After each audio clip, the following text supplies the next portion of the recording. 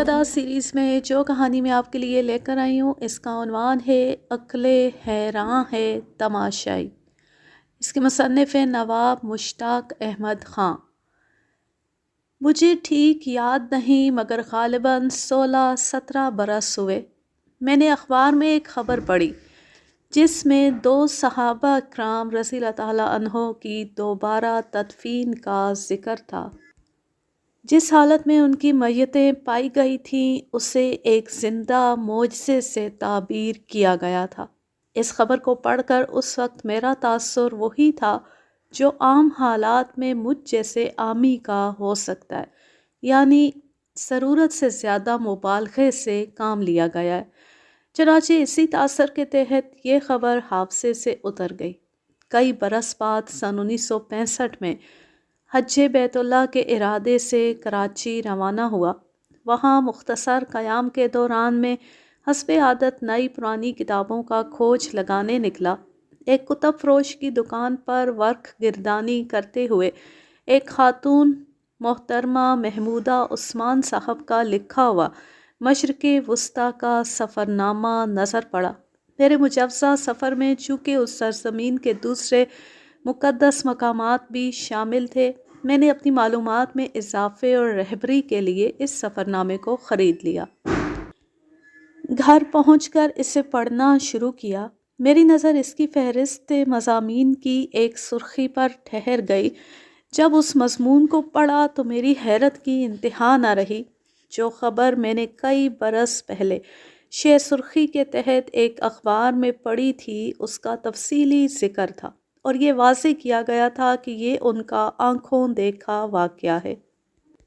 یوں یہ دلچسپ رویداد میرے لیے انتہائی دلچسپی کا موجب بن گئی۔ میں نے اور میری اہلیہ نے مصمم ارادہ کر لیا کہ حج سے فراغت پانے کے بعد اس واقعے کی موقع پر جا کر تحقیق کریں گے۔ چنانچہ جو کچھ میں بیان کرنے لگا ہوں وہ صرف اخباری خبر اور سفری یادداشت پر ہی مبنی نہیں ہے، بلکہ میں نے ذاتی تحقیق سے حتی الامکان اس کی تصدیق کر لی ہے۔ بغداد سے کوئی 30-35 میل کے فاصلے پر سلمان پاک نامی ایک چھوٹا سا گاؤں ہے جس کی آبادی اور وسعت اب تو بہت ہی مختصر ہے، اور اس کی ساری رونق چند لب شارع قہوہ خانوں میں محدود ہے۔ مگر بتایا یہ جاتا ہے کہ ایک زمانے میں مدائن کے نام سے یہ نہ صرف ایک خوشحال اور پر رونق بستی تھی بلکہ اسے بہت سے صحابہ کرام کے مستقر ہونے کا بھی شرف حاصل تھا۔ وہاں پہنچ کر جب میں نے تاریخی آثار دیکھنے کی خواہش کی تو مجھے گائیڈ اپنی عام عادت کے مطابق کسریٰ کے محل کے کھنڈروں میں لے گیا۔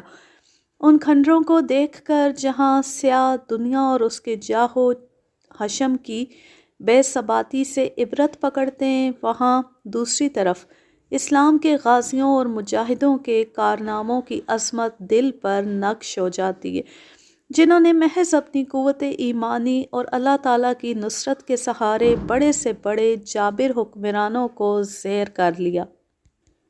میں جانتا تھا کہ اس سرزمین پر ایک زبردست معرکہ کفر و اسلام برپا ہوا تھا، جس میں حضرت سلمان رضی اللہ تعالیٰ عنہ فارسی بھی حضرت سعد رضی اللہ تعالیٰ عنہ بن ابی وقاص کے ہمراہ تھے اور وہیں مدفون ہیں۔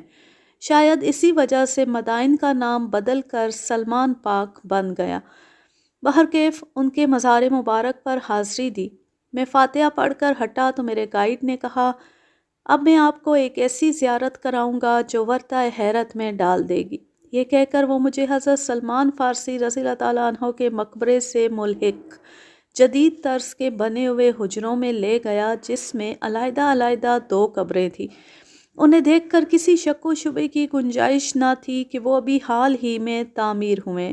پوچھنے پر گائیڈ نے بتایا کہ یہ مزارات حضرت حذیفۃ الیمانی اور حضرت جابر بن عبداللہ رضی اللہ تعالیٰ عنہ کے ہیں اور شاہ فیصل اول کے دور حکومت میں دوبارہ تعمیر کیے گئے ہیں۔ گائیڈ کی زبانی یہ سن کر میرے ذہن میں وہ سارا واقعہ تازہ ہو گیا جسے میں 2 بار پڑھ چکا تھا اور جس کی تصدیق کے لیے میں نے سلمان پاک کا سفر اختیار کیا تھا۔ اس کے بعد میں نے گائیڈ سے پوری داستان دلچسپی سے سنی۔ معلوم ہوا کہ ان صحابہ کرام رضی اللہ تعالیٰ عنہ کے مزارات پہلے موجودہ مقام سے دریائے دجلہ کی طرف کوئی آدھ میل کے فاصلے پر تھے، لیکن بعد میں ان کی میتوں کو اس نئی جگہ منتقل کر دیا گیا۔ کہتے ہیں ایک دن ملک فیصل نے خواب میں ایک بزرگ کو دیکھا جس نے اپنے آپ کو حذیفۃ الیمانی رضی اللہ تعالیٰ عنہ بتایا اور کہا کہ ان کے مزار میں دریا کا پانی آ گیا ہے، اور ان کے ساتھ ہی حضرت جابر بن عبداللہ رضی اللہ تعالیٰ عنہ کے مزار میں بھی نمی آ گئی ہے، اس لیے ان دونوں کو وہاں سے منتقل کر دیا جائے۔ یہ خواب شاہ فیصل نے متواتر 2-3 رات دیکھا۔ وہ شش و پنج میں پڑ گئے کہ اس کی تعبیر کیا ہو سکتی ہے۔ ادھر عراق کے مفتی اعظم نے بھی یہی خواب متواتر 2-3 رات دیکھا۔ اب اس میں ایک شکایت کا اضافہ بھی تھا کہ بادشاہ نے ان کی بات پر توجہ کیوں نہیں دی۔ یہ نوری السعید کی وزارت کا دور تھا۔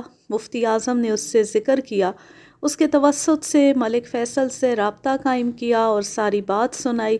ملک فیصل نے اعتراف کیا کہ اس نے بھی ایسا ہی خواب دیکھا ہے، مگر اس کی نوعیت کچھ ایسی ہے کہ اگر وہ اس میں دی ہوئی ہدایت کے مطابق کوئی عملی اقدام کرے تو دنیا اس پر ہنسے گی۔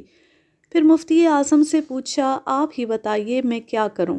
یہ خواب اتنا صاف اور واضح ہے کہ اس پر عمل کرنے میں کوئی پس و پیش نہیں ہونا چاہیے۔ مفتی اعظم نے جواب دیا، یہ معاملہ 2 جلیل القدر صحابہ اکرام رضی اللہ تعالیٰ عنہ کا ہے اور بہت بڑی ذمہ داری کی بات ہے۔ میں محض ایک خواب کی بنا پر اتنی بڑی ذمہ داری لینے کے لیے اپنے آپ کو آمادہ نہیں پاتا۔ مفتی اعظم نے اصرار کیا تو باہمی صلاح مشورے سے یہ طے پایا کہ دریا کی طرف سے کچھ فاصلے پر ایک گہری خندق کھود کر دیکھا جائے، وہاں دریا کا پانی رس رس کر تو نہیں آ رہا۔ چنانچہ اس تجویز پر فوراً عمل ہوا، لیکن خندق میں کسی قسم کی نمی نہیں پائی گئی۔ اس کے بعد بادشاہ کے نزدیک کسی اقدام کا سوال ہی نہ تھا۔ اس سائنسی تجربے کے بعد وہ بزرگ بادشاہ اور مفتی اعظم دونوں کو پھر خواب میں نظر آئے، اپنی خواہش کا اظہار کیا اور اس پر عمل درآمد کے لیے توجہ دلائی۔ بادشاہ نے مفتی اعظم سے کہا، محکمہ تعمیرات کی رپورٹ کے بعد یہ باور کرنے کے لیے میں تیار نہیں کہ ان بزرگوں کے مزارات میں پانی آ گیا ہے۔ اب کسی مزید کارروائی کی ضرورت نہیں، لیکن اگر آپ کا اصرار ہے اور ان خوابوں کی صداقت پر یقین ہے تو فتویٰ دے دیجئے، میں احکام جاری کر دوں گا۔ مفتی اعظم نے بلا پس و پیش فتویٰ دے دیا، جسے اس شاہی فرمان کے ساتھ شائع کر دیا گیا کہ دونوں مزار منتقل کرنے کے لیے عید الاضحیٰ کے دن کھولے جائیں گے۔ وہ حج کا زمانہ تھا۔ جو ہی یہ خبر شائع ہوئی، دنیائے اسلام میں جوش و خروش پھیل گیا۔ شاہ سے دنیائے اسلام کے ہر کونے سے درخواست کی گئی کہ یہ اقدام عید الاضحیٰ کے چند روز کے بعد کیا جائے تاکہ حجاج اور دوسرے مسلمان بھی اس موقع پر حاضری دے سکے۔ چنانچہ دنیائے اسلام کی خواہش کے احترام میں یہ تقریب 10 دن کے لیے ملتوی کر دی گئی۔ ان 10 دنوں میں یہ چھوٹی سی بستی حج کے ایام میں مینا کی طرح چھوٹے چھوٹے خیموں کے ایک بڑے شہر میں تبدیل ہو گئی۔ دنیا کے کونے کونے سے اسلام کے نام لیوا کھچ کھچ کر یہاں پہنچ گئے۔ بتایا جاتا ہے کہ اس طرح 5-6 لاکھ مسلمان اکٹھے ہو گئے۔ اس کے علاوہ غیر مسلم بھی خاصی تعداد میں پہنچ گئے۔ آخر کار وہ دن آ گیا جس کی آرزو میں لاکھوں بندگان خدا جمع ہوئے تھے۔ جب اس جمع خفیر کی موجودگی میں مزارات کھولے گئے تو دیکھنے والوں کی آنکھیں یہ دیکھ کر کھلی کی کھلی رہ گئیں کہ حضرت حذیفۃ الیمانی رضی اللہ تعالیٰ عنہ کے مزار میں واقعی پانی آ چکا تھا، اور خواب ہی کے عین مطابق حضرت جابر بن عبداللہ رضی اللہ تعالیٰ عنہ کے مزار میں نمی کے تاثرات پائے جاتے تھے۔ اس کے بعد کیا ہوا، آپ اس کو اپنی آنکھوں سے دیکھنے والی ایک خوش قسمت خاتون کے الفاظ میں سنیے۔ اعلیٰ حضرت شاہ فیصل مفتی اعظم عراق، وزیر مختار جمہوریہ ترکی، پرنس فاروق ولی عہد مصر اور عراق پارلیمنٹ کے تمام ارکان نے حضرت حذیفہ الیمانی رضی اللہ تعالیٰ عنہ کی نعش مبارک کو کندھا دیا اور بڑے احترام سے ایک شیشے کے تابوت میں رکھ دیا۔ پھر اسی طرح حضرت جابر بن عبداللہ رضی اللہ تعالیٰ عنہ کی نعش مبارک کو مزار سے باہر نکالا گیا۔ دونوں بزرگوں کے کفن حتیٰ کہ داڑھیوں کے بال تک بالکل صحیح حالت میں تھے۔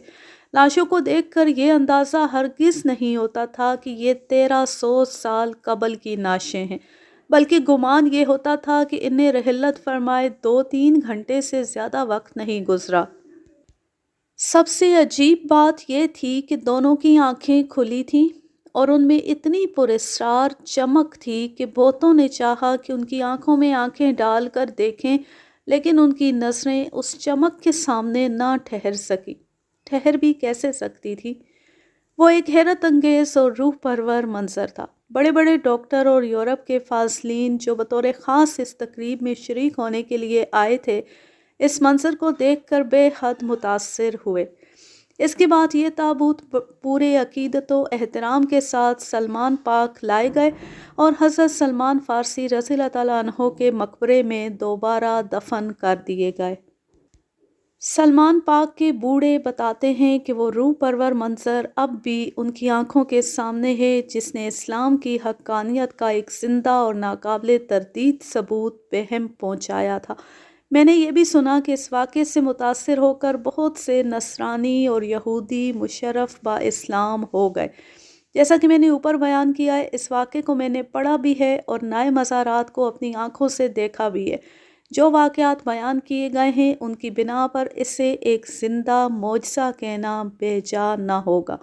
میری یہ خوش قسمتی ہے کہ مجھے ان جلیل القدر صحابیوں کے مزار پر فاتحہ پڑھنے کی سعادت حاصل ہوئی۔